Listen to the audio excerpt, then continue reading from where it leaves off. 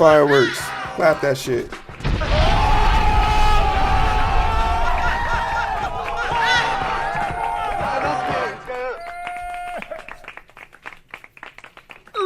Hey, yo, what's up? Hey, yo, what's up?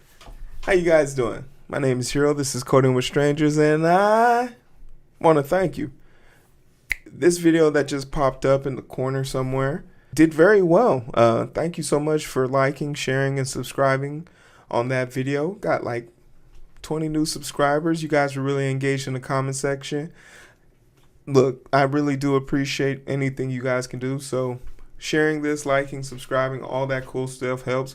Hopefully by the time this comes out, I've hit one of my goals, so you can donate whatever you feel like. But there's a Patreon and donation button in the description.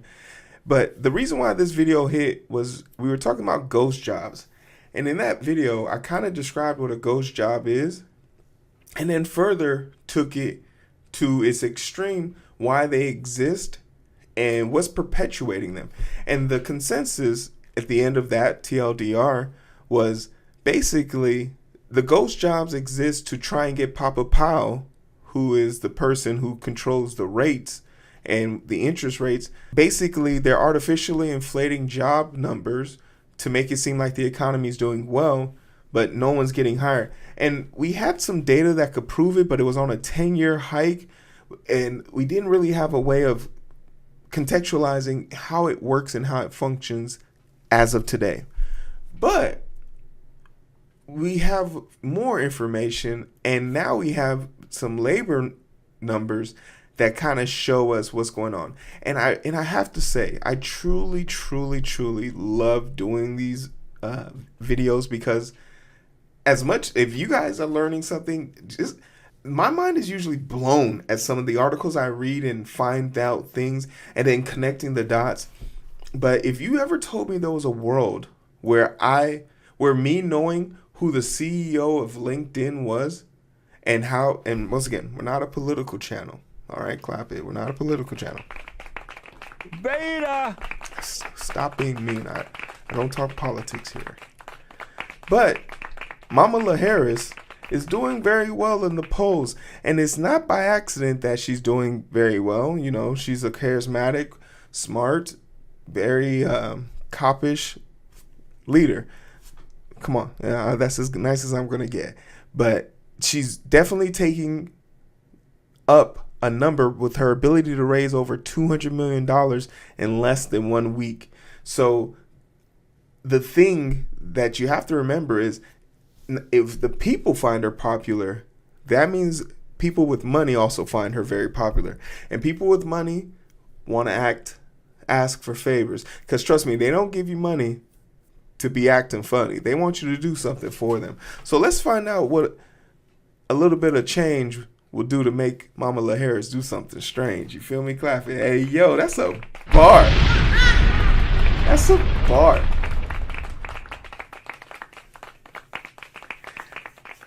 Is LinkedIn billionaire Reid Hoffman trying to bribe Kamala Harris? Well, he contains multitudes.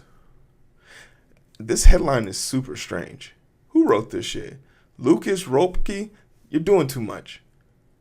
That question mark was enough intrigue. Well, he contains multitudes. Well, I guess you're going to make us ask why. So let's figure out. This is hot off the press today. About a week ago, tech billionaire, Democratic Party political donor Reid Hoffman said the quiet part out loud, openly suggesting that Kamala Harris fire Federal Trade Commission Chair Lina Khan. Should we win the White House in November, Hoffman also happens to sit on the board of Microsoft, a company that over the past few years has been the target of several probes via the agency that Khan heads. Since making his controversial remarks, Hoffman has been working overtime to convince the American public that what sure seems a whole lot like influence peddling is not actually that. So he basically said the person who's been investigating his friends, and also, could you imagine You're a CEO of a company. How do you have time to sit on the board of another company? Microsoft at that. So he's basically upset that Lina Khan, who basically works at the Trade Commission, is doing her job. And if you guys don't know who Lina Khan is, please look into her. If Biden made any hires next to Ketanji Brown Jackson, Lina Khan is second best, and is a close second, because her ability to track people down and bring them to yield in the fiscal sense is pretty impressive. It's super impressive. But Hoffman making it clear, if he's putting money into Kamala Harris' pocket, he wants some return on that investment. He wants some return on them investments. Hoffman went on CNN yesterday and again tried to justify his remarks today. He posted a unique psychological theory on that, one that seeks to contextualize how he can appear to have conflicts of interest while actually not having one, according to him. He's doing the Obi-Wan. You don't see any conflicts of interest. You should subscribe to my YouTube channel. Oh, you have? Now donate. No, I'm just playing. Bro, having like billionaires really do be out of touch. He's trying to tell us we literally have rules, laws, and regulations to identify conflicts of interest. And here he is trying to explain to us, hey, look, guys. I know as the owner of LinkedIn, it looks really sus that I'm sitting on the board of Microsoft, who was at one point one of the richest company in the world, advising them on how to get interest rates down. And we'll connect the dots here in a second. While actually not having one, according to him, there are actually a number of different Reid Hoffmans. So he has split personalities. One of those Hoffmans is a Microsoft board member. Okay, cool. A different Hoffman acts as an expert of vague but apparently potent qualifications. Another Hoffman, that's 3 motherfuckers, God, is a political donor. According to him, all of these Hoffmans interact with the world separately and independently, and none of their interests ever converge. Oh man. Do you know? because there's a part of me that thinks he believes this. He believes that he has the capacity to separate these things. He honestly thinks he's that man. Oh yeah, I got a dude who talks in vague but important subject matter. I got a dude that sits on the board, and I got a dude that donates politically. And of those 3 people, which one of them mother lovers is taking care of your company? So that means he's got a 4th one. I'm assuming you're married, so there's a 5th one, like your Family Guy version of you. What are your hobbies? There's the 6th one. Like, how many personalities is really inside of this dude? And I'm not going to sit here and talk about another man's waistline, but he's a jolly fella, so he might have a lot of personalities in there to swelter on. He's absolutely drinking his own Kool-Aid, and he put way too much goddamn sugar. It's off balance. It's too much sugar. You fucked it. You didn't put no lime in there, no lemon. You just put the bag of sugar in there. You fucked it. And the thing about it is, these billionaires actually think they have the riz. He really thinks he can riz people. Like he does. He's not charismatic. No one's buying this. I totally agree with not buying levels of influence Hoffman claimed after CNN anchor Jake Tapper asked him if that is what he was doing. Yet, how can this be the case when his financial contributions seem predicated on future favors? Hoffman explained like this. Oh, shit. This is a direct quote. I separate my roles as a donor and as an expert. So if you ask me my opinion as a donor, I say I am giving my money to Kamala Harris because I think she is the best future president. But if you ask me as an expert about what Lina Khan is doing and where I think she is helping or hurting America relative to your anti-merger policies, which are, mostly there to bring litigation versus, real solidly grounded in what helps American business thrive here and overseas. Then I give my expert opinion, but I think donors and experts should be kept separate, and I've never tied the two over in any conversation. He literally couldn't get out of this conversation without connecting the two. He literally said it right here. But if you ask me as an expert about what Lina Khan is doing, where I think she is helping and hurting America, this is directly correlating to what your first persona is, business. Your first persona is worried about your donation persona. So in retrospect, if Kamala Harris said Lina Khan isn't going to be fired, would you not donate to her anymore? Because now you literally have two conflicting parts. You said she's the best future for America, Kamala Harris, but if she said she's not going to fire Lina Khan, your donor version is there. What happens if is one of your internal personalities beats the brakes off of one of your internal personalities? Does that one get bigger? Does it get stronger? Or is it like Highlander? You get their powers and memory when you cop their head off. He has created this fantasy world in his mind, and I am invested now. That is fascinating. Psychologists take note. This unique theory of human mind could upend everything we thought we know about how and why humans behave the way they do. At the very least, it could help explain why Hoffman can appear to be telling Kamala Harris to fire Khan so that the company he has massive financial interest in, Microsoft, can continue to consolidating the power in the tech industry, even though apparently that's not what he is doing. He's basically saying, don't pay attention to my wallet or my actions that my wallet take. Pay attention to my words.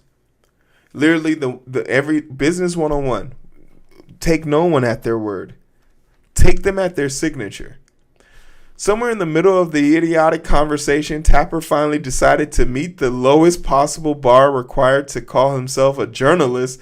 Oh my God. Lucas.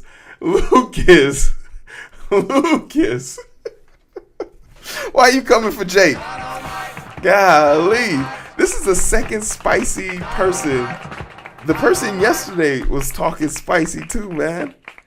Sheesh. And pointed out the obvious to Hoffman. There aren't like 100 Reid Hoffmans. It's not like one of you is a donor and one of you has an opinion on Lina Khan, and one of you is on the board of Microsoft, and one of you is a venture capitalist. You're all the same guy, he said. Hoffman didn't really have much to say to that.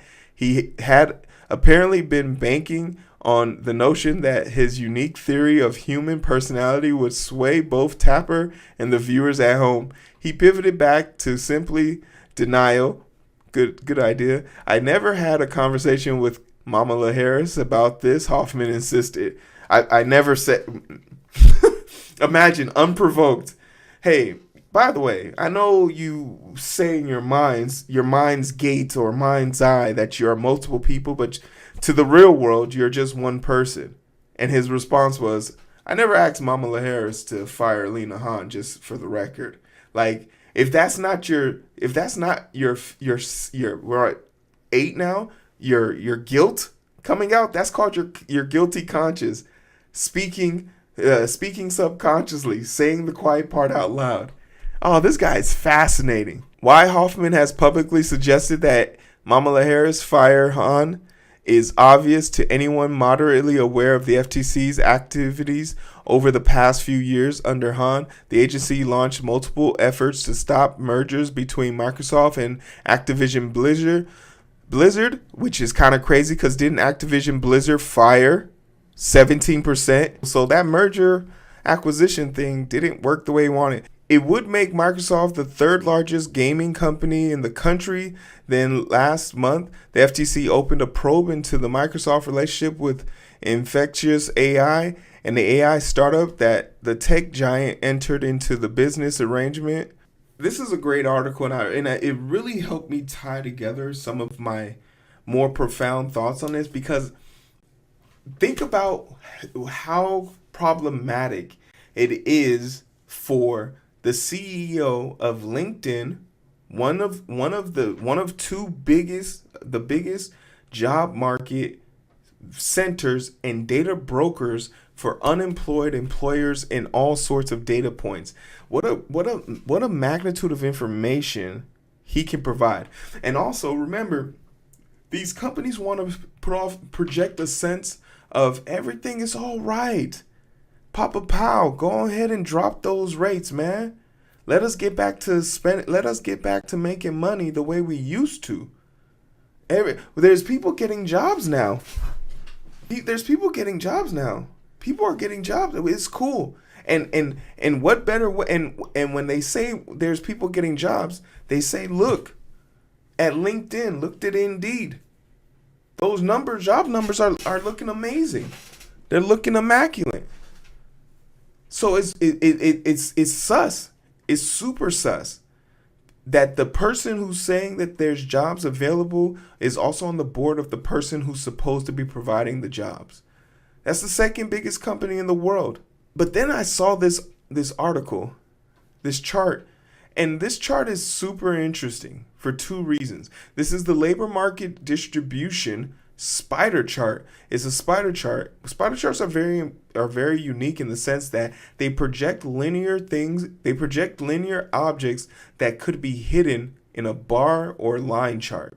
And a lot of these things can be missed, but the thing you want to focus on is the navy blue is from 2020, the green is from 2023, and the orange is from 2024.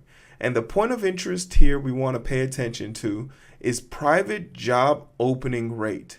As you get further to the outside of the web, the better things should be. The better things should be. And as you get closer to the middle, the worse things should be. The reason why this is so important is because at the same time that in June 2023 and February 2020, this is during the pandemic, they're within the same web column of each other. And by column, I mean these dashed lines. They're all in the same column. The private job opening rate is super high. And if you think back to the pandemic, this is true. During the pandemic, there was a push to get more people into jobs. 2023, when there was a lack of optimized workflow, there was a push to get people into job. But notice how it hasn't moved off of that point. It's remained high. It never dropped. During this time, we went through a pseudo recession and the most interest rate ups that we've ever seen. Why does this matter? Because if you take it over just a little bit to the private hire rates, now look at how low. In 2024, that's the orange one, they're not hiring people. They're not hiring anybody. In fact, they're hiring more people. They're hiring less people than when the pandemic was going on. The plan to hire people is even lower than when the pandemic was happening. Meanwhile, the true number signs say it all. Job availability in 2024 is below, is in the second column from the outside break next to it. Meanwhile, private quit rates, which I can't confirm if this is talking about being laid off either. Unemployment is also doing worse than back before the pandemic. I don't think my hypothesis is not unfounded. I think it can definitely be tested. We've now used two different data charts from two different labor bureaus to show that there is an artificial inflation of jobs in the market.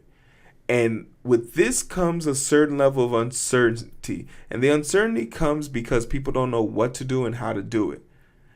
It goes without saying that if you need a job in today's day and age, you need a referral. Almost absolutely, because there's no plan to hire anybody. And nobody really knows what's going on unless they are in the company. So let this be a call out. Just because Kamala Harris makes it into office doesn't necessarily mean everything is going to be all gravy, baby.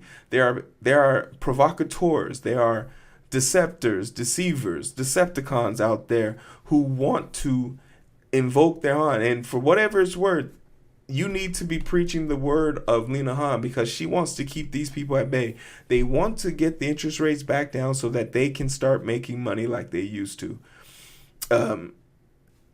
It's diabolical. It's unconscionable, and I don't know if we can get the Congress to come together and recognize this issue soon enough to actually have an impact before it becomes a detriment to our economic society. Because there's no way in hell private companies should be able to dictate job availability, and we as a government don't have a way of auditing that. And if there's no industry, there's no system for that, dare I say Lina Khan's, but that's the FTC. I don't know if that falls into their purview. But if there's no organization or entity within the government that is taking numbers and information at face value and not auditing these numbers, I think that's crazy. And and dare I say, I might want to make this into a project, a personal project here.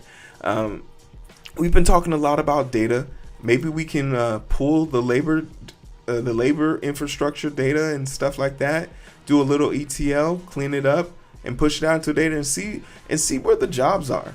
Who's hiring, and figure all that stuff out. But I'm curious to know what you think. 2 videos now about this. Let me know, are you guys finding this information to be useful?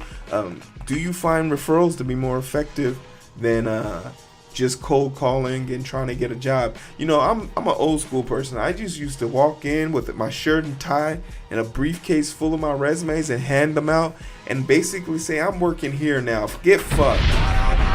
I work here now. That's what I did at Shoe Carnival when I was in high school. I just walked in with the polo and said, I'd like to jump.